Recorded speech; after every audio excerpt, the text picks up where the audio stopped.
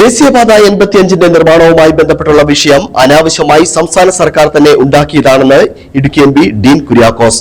പദ്ധതി അട്ടിമറിക്കുന്നതിനു വേണ്ടി chief secretary തലത്തിൽ ഇടപെടൽ നടത്തി വീണ്ടും സംസ്ഥാന സർക്കാർ സമയം നഷ്ടപ്പെടുത്തുകയാണ്.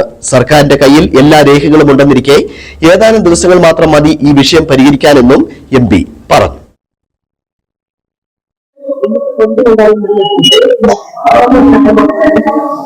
ഇതിനകത്ത് മനസ്സിലാക്കേണ്ട ഒരു യാഥാർത്ഥ്യം, ഈ ഹൈവേയുടെ വീതിയെടുക്കലുമായി ബന്ധപ്പെട്ട് അനാവശ്യമായി സർക്കാർ തന്നെ കുഴപ്പമുണ്ടാക്കിയതാണ്. അതിനെക്കുറിച്ച് എല്ലാവർക്കും അറിയാം. 2025 മാർച്ച് മാസത്തിൽ അഡീഷണൽ ചീഫ് സെക്രട്ടറി കൊടുത്ത ഒരു സത്യവാങ്മൂലം അനുസരിച്ച് ഈ പ്രദേശങ്ങളെല്ലാം വനമാണ് എന്ന് സർക്കാർ കോടതിയിൽ പറയുകയായി. പിന്നീട് ജനങ്ങൾ അതിനെതിരായി ശ്രമം ചെയ്തപ്പോഴാണ് സർക്കാർ നിലപാട് മാറ്റി സർക്കാരിന്റെ കയ്യിൽ തന്നെയുള്ള ഔദ്യോഗിക രേഖകൾ അനുസരിച്ചുകൊണ്ട് 30 മീറ്റർ വീതി ഉണ്ട് എന്ന് പറഞ്ഞ് ഹൈക്കോടതിയിൽ റിട്ടൺ സ്റ്റേറ്റ്മെന്റ് കൊടുത്തത്.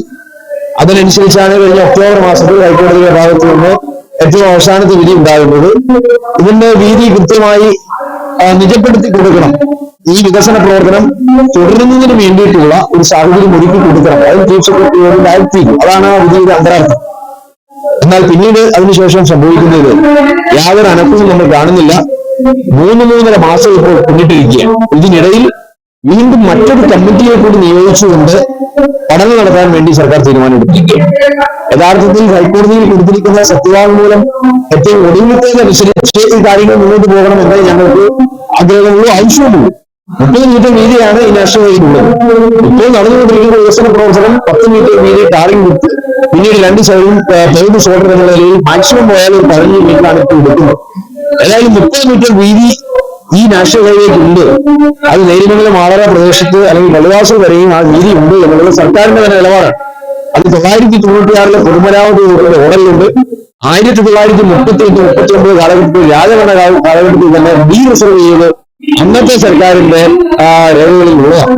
അപ്പൊ അതിനനുസരിച്ച് സർക്കാരിന്റെ നടപടി അങ്ങ് പൂർത്തീകരിക്കുക മാത്രമേ ചെയ്യുന്നതായിട്ടുള്ളൂ. അതിനപ്പുറത്ത് ഞങ്ങളൊന്നും ആവശ്യപ്പെടുന്നില്ല. പക്ഷെ ഇത് പദ്ധതി അട്ടിമറിക്കുന്നതിന് വേണ്ടി വീണ്ടും സമയം നഷ്ടപ്പെടുത്തിക്കൊണ്ട് ചീഫ് സെക്രട്ടറി തലത്തിൽ വീണ്ടും ഹൈ ലെവൽ കമ്മിറ്റി നിയോഗിച്ച് സമയം പാഴാക്കുന്നത് ശരിയല്ല. അതിനെതിരായിട്ടാണ് ഇന്ന് ജനകീയ ശ്രമം വീണ്ടും ഉണ്ടായിട്ടുള്ളത്. ജനപ്രതിനിധികൾ എല്ലാവരും ഒരുമിച്ചാണ് ഇപ്പോൾ സമരം ചെയ്യുന്നത്. അപ്പോൾ കേവലം 3, 4, 5 ദിവസം മതി സർക്കാരിന് ഈ വിധി നടപ്പിലാക്കാൻ. കാരണം സർക്കാരിന്റെ കയ്യിൽ എല്ലാ രേഖകളും ഉണ്ട്. സർക്കാർ അത് കോടതിയിൽ സത്യവാങ്മൂലം എഴുതാൻ സമ്മതിച്ചിട്ടുള്ളതാണ്.